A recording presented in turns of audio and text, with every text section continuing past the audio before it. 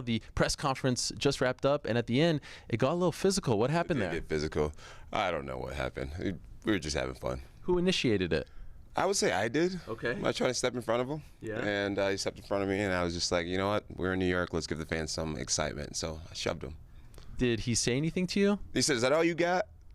After the shove? After the shove, yeah. Now, of course, we remember what happened with DC back in the day, but that's usually not like you. I mean, I remember the times where you wouldn't even look at your opponent. Right. What prompted you to do that? You know, I'm growing up. I'm maturing, changing, realizing that the game it's entertainment as well. You know what I mean? People want to be entertained leading up to the fight. So Gustafsson's a guy who is pretty quiet. You know, he throws his insults out, but for the most part, he's not really big on entertainment, and I don't want this to be a dry card. I want people to be excited about it. So, you know, I just thought I'd mix it up with him a little bit. Is it personal between you two? No, not for me. Not for me. Every fight's personal. You're preparing to fight somebody who's preparing to hurt you. So every fight's personal, but not any more personal than anything else. You know, I'm very aware that he gave me a tough challenge the first time, but that was like 5 years ago. So no more personal than any other fight. Just got to go out there and do what I do.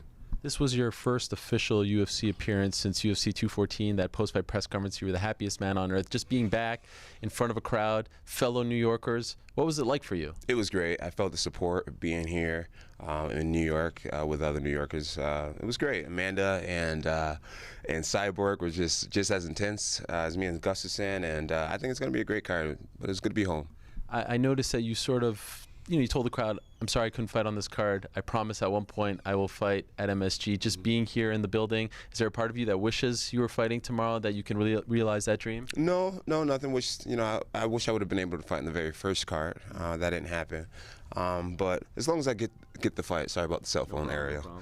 2018. Yeah, it happens, right? As long as I get to fight at MSG for the New York fan base, that's all that matters. It'll happen sooner or later. I gave him my promise today. How much you miss all this? Just like having a fight, the build-up to a fight, the press conferences, the nerves that come with it, the anticipation, just the whole process. I miss it a lot. I miss it a lot. I feel extremely alive right now. As you can see, my armpits are all wet just from being out there. You know, it's like the excitement, the nerves, the energy. I feel very alive right now.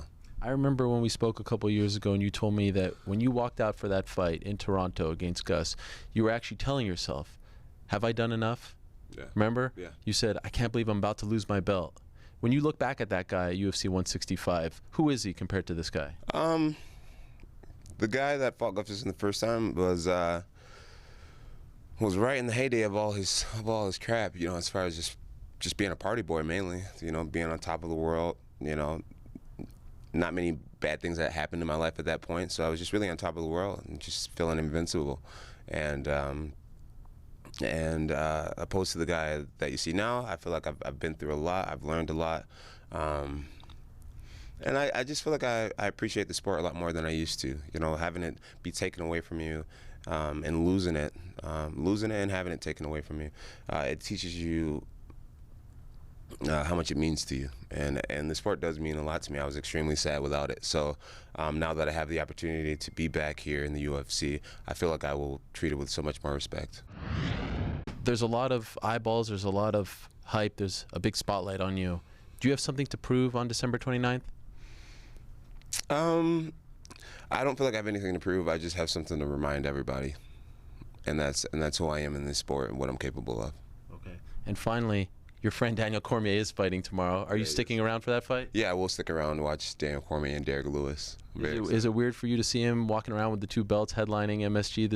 These are a few things that you've talked about in the past. Right. No, it's not weird for me to watch him walk around with both belts. I know in my heart that I'm the light heavyweight champion. I feel like I've been the champion since 2011, and I know he knows it. I know the fans know it deep in their soul. I know you know it, and so he can have, you know, he can have this moment.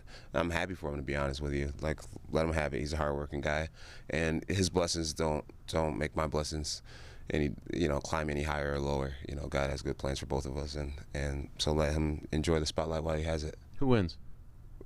Me and DC or Lewis? Oh, Daniel Cormier will win. Okay. He'll win. Yeah, he's just more versatile. Damn. And that's the key. Abe and Malky aren't happy about that. I know. Yeah, That's their guy. Derrick Lewis is a first-round management guy, and I'm a huge fan of him. I like him a lot as a person. I don't know him very well, but from what I've been able to see on the internet, I like him a lot.